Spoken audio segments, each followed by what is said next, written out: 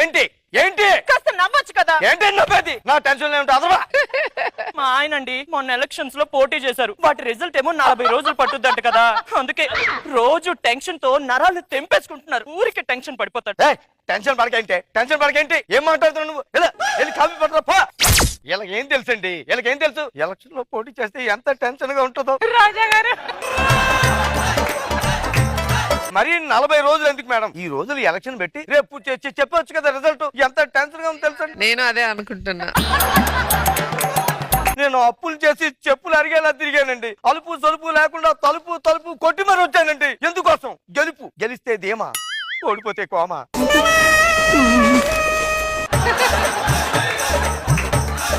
ఒక్క ముక్క అడుగుతాను, చెప్పు. చెప్పండి. నేను గెలుస్తానంటావా? తుమ్మొస్తే తుమ్మేడమేనా? ఇక్కడ కంటెంట్ ఏం జరుగుతుందో ఫాలో అవరా? 4 మంచి మాటలు మాట్లాడుకుంటున్నాం.